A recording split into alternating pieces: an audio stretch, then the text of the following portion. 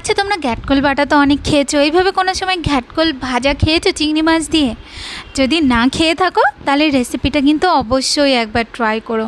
খেতে ভীষণ ভালো লাগে আর সবাই খেতে ভীষণ পছন্দ করবে। তো প্রথমে দেখো, এখানে আমি ঘ্যাটকল কেটে নিয়েছি আর নিয়েছি বেশ খানিকটা পেঁয়াজ কুচি, রসুন ছাড়িয়ে নিয়েছি, বেশ খানিকটা লঙ্কাও নিয়েছি আর বেশ খানিকটা চিংড়ি মাছও নিয়েছি। চিংড়ি মাছ দিয়ে এই ঘ্যাটকলটা খেতে কিন্তু অসাধারণ লাগে।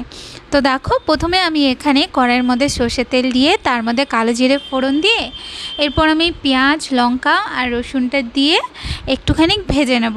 তো 2-1 মিনিটের মতন ভালো করে ভাজবো। যখন পেঁয়াজটা একটু নরম হয়ে আসবে তখন আমি ওর মধ্যে দিয়ে দেবো কেটে রাখা ঘ্যাটকলটা। এরপর আমি ওর মধ্যে পরিমাণ মতো লবণ আর হলুদ দিয়ে এরপর ভালো করে একটু ভেজে নেব।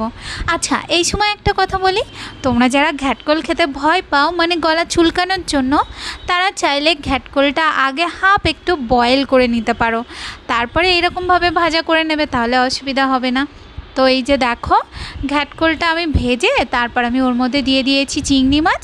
এরপর চিংড়ি মাছটাকেও ওর সাথে ভালো মতন করে ভেজে নেব। বেশ খানিকটা সময় ধরে ভালো করে ভাজতে হবে যেন পেঁয়াজগুলো একদম ব্রাউন ব্রাউন হয়ে যায়। তো এরকম অবস্থায় যখন চলে আসবে তখন এটাকে নামিয়ে নেব। আর তোমরা চাইলে এটাকে একটু শিলনোড়ায় বেটে নিতে পারো, সেটাও খেতে দুর্দান্ত লাগে। তো অবশ্যই রেসিপিটা ট্রাই করো, ভালো লাগলে লাইক কমেন্ট করো। টাটা।